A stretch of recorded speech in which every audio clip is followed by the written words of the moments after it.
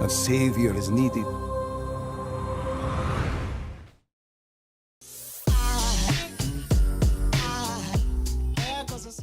Welcome to Garth Spotlight, and we're here today to talk about Castlevania with our great host, Garth. So over here we have Sam, and today he is going to be our vampire expert. We call him Van Helsing. Sam Helsing. Sam Helsing. Oh And now here we have Kyle, and I'm going to call him... Kyle. No, I was thinking Kyle the Berserker. Kyle the Berserker? Yeah. That works. Take it. He likes it. He seems to like it. Yeah, I think he likes it. He's feeling it. Yeah. All right. All right, so what we're here for, like we promised, we're going to do the spoiler version of Castlevania. Now we're talking about the Netflix series that just came out last week on Friday. Mm-hmm. And so looking at the series, we went through who created it, who did that in our last episode. So if you want to check that out, check out the last one. And now we're going to talk about more in depth about the story itself, the elements that brought the life of Castlevania back, and how they did in terms of video game and how they brought it here. Like what elements did they bring and develop better than they did at the video game or worse, depending on what we like. And we want to talk about key characters as well. So to start this off, we will start off chronologically, and we'll start out with episode 1. So episode 1, we first get introduced to Dracula. But when you see him, you also see the girl who walks into his manor. Lisa, yes. So Lisa walks into Dracula's manor. Or castle, I guess. Castle? Castle, yeah. Castle? Yeah. Castlevania. Castlevania? Okay, fine. No, it was a castle. It was a castle, right? Whoa, Yeah, it's a castle. I don't know about you, but I don't know any castles that are portable I- or transportable, you know? That's true. Can I say one thing, too? The opening frame was of skeletons that have been impaled. Which was just a nice homage to Vlad the Impaler. Well, a grim homage to Vlad the Impaler, but at least it was an interesting reference. Oh, yeah. And that's what made the little chatter between them and Dracula, Lisa and Dracula, very nice, right? Because they brought those elements of the grim, but made it into a satire, right? You guys not touched by that at all? Like, it was so touching, that opening sequence. I liked it. I thought it was really interesting. Yeah, it was. So let's explain the opening sequence a bit. The only question is, how would skeletons stick to the pike still?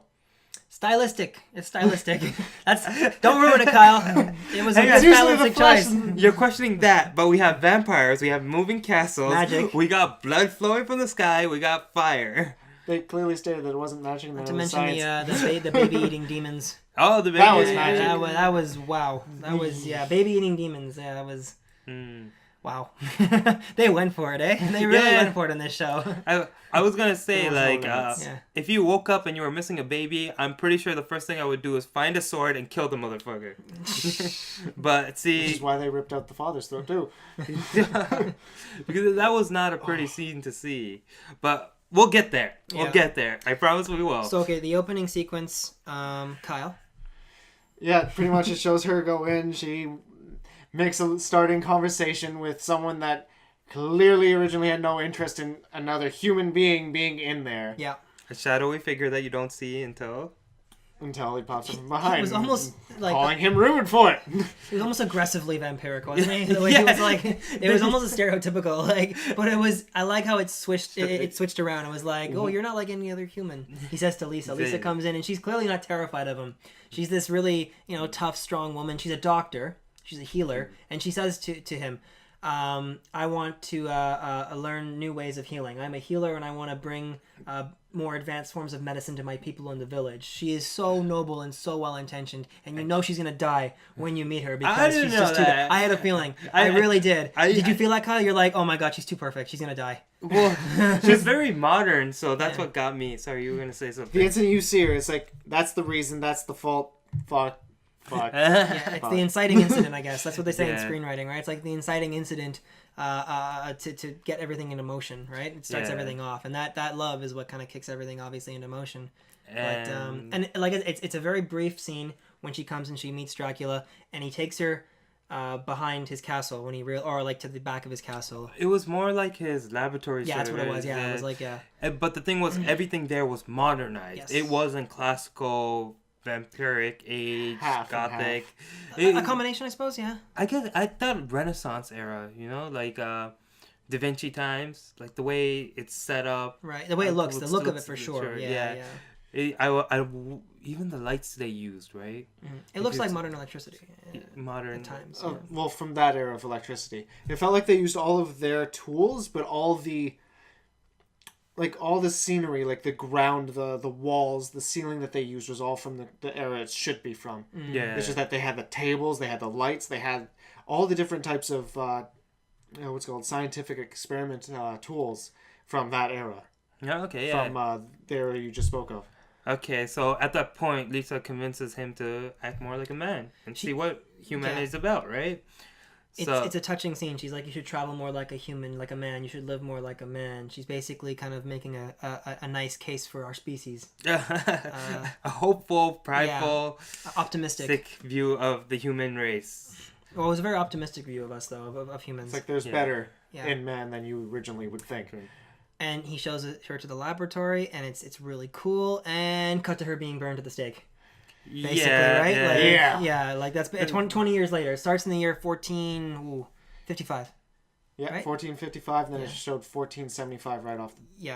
It's been 20 years. A woman's being burned at the stake. They zoom in on her face, and you're like, "Oh my lord!" It was quick. It was nitty. It was gritty. It did not hold any punches when they were burning her alive. It's heart wrenching because they just did this really short but really touching sequence establishing the love between Dracula and this woman who is a woman of science. She's progressively minded. She wants to heal people, and those people that she wants to heal are murdering her. Yeah. And what made it even worse... Sorry, can I say one thing? What made it even worse... That's what I was going to say, was, too. Oh, then say it.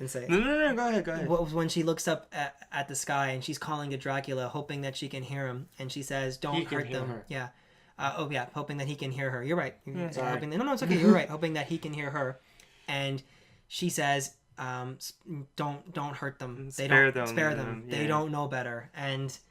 even when she's being betrayed and burned like this, she's still the woman that she is when we first meet her. Well, she's not turning. Yeah, she's not turning, but also imagine the excruciating pain she's in. Yeah. She's getting burned alive. It's not like, someone's poking you. Yeah. She's getting burned alive, and the first thought you had was these humans around you that are burning you and hating you, calling you a witch, they don't know any better. Spare them.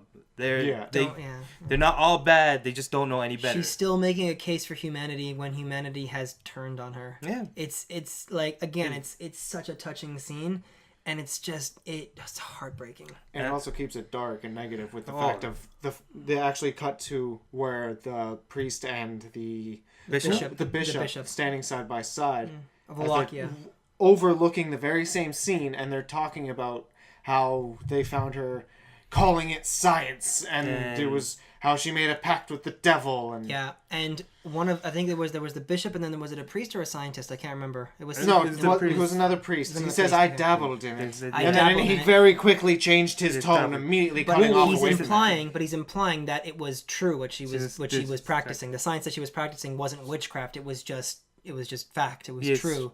It was science, and it was a bad judgment, right? The bishop just cut him off and was like, what? He's like, no. He kind of stopped himself, like you just said. So in that moment, even people are doubting, but they're not doing anything to save her.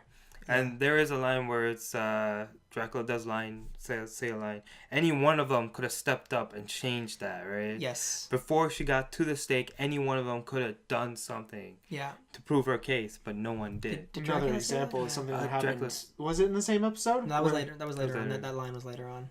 But he does say eventually. No, not that. With the old woman. Was that the first episode? When Dracula comes back from traveling, He says he traveled like a man, very slow, and then he saw the house burnt down and the old lady offering flowers, and she's like, I couldn't bear going to the burning, so I came to drop her flowers here and to serve her memory right. And he's coming back. Even someone like her could have said no, as an example. It still did nothing. Well, the thing was, like under his case. Yeah. That's the way he probably saw it. It's like 1, 2, 3. You had how many human beings here? I think doing in the hundreds nothing. that did jack shit. Yeah. And she's a doctor, so she's at least healed a good portion of the city, right? And her intention was to just continue to heal her fellow people. And again, that sentiment stays with her until she dies. She takes that with her to the grave. So yeah, Dracula comes back from his trip, and he says to this woman, this old lady, offering flowers to his house that's been burned down. He says to her, "I've been traveling like a man because it's what my wife wanted." And she's like, "I'm so sorry, you didn't know. She's dead.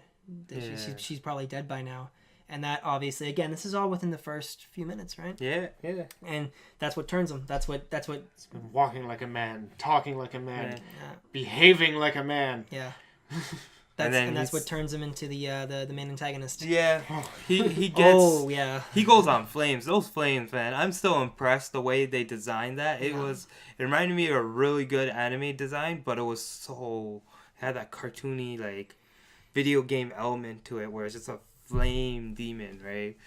Just characteristics were done really well there. It was haunting. It was haunting, and it was vivid, and it was really interesting how they did it, because when he pops up, he's just like this demonic face, and the bishop's like, "Demon," and he changes Satan, and he changes into like his regular face with his goatee and his human face, and he's like, "You've taken the one thing that mattered to me in this world."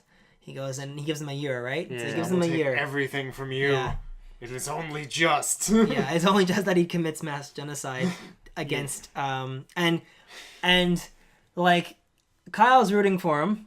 I'm not rooting for him, but I understand him. Like I get it. Yeah, I think anyone would understand that concept, right? Especially when someone that close to you, someone that you loved, was done injustice. That was not fair, right? They killed her whole life's work. They burnt down her house. Yeah, they tried to eliminate everything she was. Yeah, and that's the thing. There's no mark of her left over. Imagine if Dracula still had a house of hers with stuff of hers. He could have maybe played it differently. What's haunting to me too, before Dracula appears in the flames of the burning, after they cut from Dracula seeing the old woman, they cut back to Lisa, and she's burning at the stake, and she's a skeleton now. Oh yeah. No, not exactly a skeleton yet. It's just the burnt remains of her. It's burnt remains. Well, when I say skeleton, I mean you can see her skull. Yeah. You can see her skull and some of the bones. That's the leftover meat and flesh, pretty much, that you're seeing. As grotesque as that is. You're damaging my point. Let me just say, what was really haunting about that was the remains and how her head falls off. Yeah. And there was a hand sticking out too. That was so haunting. Regardless of however specific we want to get, that image was haunting. Haunting? That was just... No, what's haunting? What happens after that? No, after the it year? was you see, that image the haunting aspect that is what you see the year later. That's vengeance. That's the vengeance. And that's not haunting. That's not haunting. That's Armageddon. What are you talking about? The blood and the guts that go everywhere, even from the children that you see? That's haunting. That's full-fledged Armageddon to me. That's just, that's beyond haunting. That's taking haunting to, like, the nth degree. That's not even, I can't just say use the word haunting. That's, no. For us, watching it is haunting. No, haunting, that's not my definition of it. I don't look at it that way. That was just, overkill. It wasn't just, nightmare. Yeah, it was a full-fledged nightmare. It was a full-fledged nightmare, dude. It's funny because all this brings back to me, haunting is something that's slow. And when the skull fell, or the head fell, I'm gonna say skull just to spite you. When the skull fell from the corpse, it was like that because it was so like simple. Yeah. Like it was intricately animated, obviously. But it was so simple, and you're just like, oh my lord. Because for me, that moment right there set the whole tone for the series. I knew what to expect throughout the whole thing. We had the love and the romance. We had emotions. We had badass burnings. And he was pretty badass coming back, but you also saw a demonic side that we're going to face now. It's not going to be nice. It's not going to be pleasant. He talks about raising an army from hell. And that's where we later find out who it is, since it is spoilers. Alucard gets sliced up. Yeah, he says, don't do this. Yeah, don't do this. And Alucard, for people who don't know, is Dracula's son in this case. His offspring is what he calls. Adrian Tepish, I believe is his name. His real name. Yeah. And you see from that little scene there that you know it's going to be one hell of a fight, one hell of a journey, and a hell of an army to fight. And which I think you should describe the reasoning as to why you chose the name Alucard. He doesn't say it in the show, does he? I can't remember. No, It's a but it reverse of actually- his name, right? Yeah. Yeah. So it's like abandoning all Dracula elements. Isn't it? Reverse. It's a reverse. It's a reverse of what he believes in. Okay. It's to stand in opposition of his father's beliefs. Dracula. Alucard being Alucard. Dracula spelled backwards. Yeah, They do that in the Helsing show too, right? They switch the So, name, yeah. So that was cool, and I like the way they did Alucard. This is jumping to episode 4, but just on a quick note, I did like the way they did Alucard. He's in it very briefly, but he's very well presented. So I really enjoyed that as well. Right. So from here we go to the second episode, but before we go there, we're gonna take a small break. Yeah. Hey everyone, if you want to continue watching, click here. Or, if you're feeling lucky, click here for something totally random.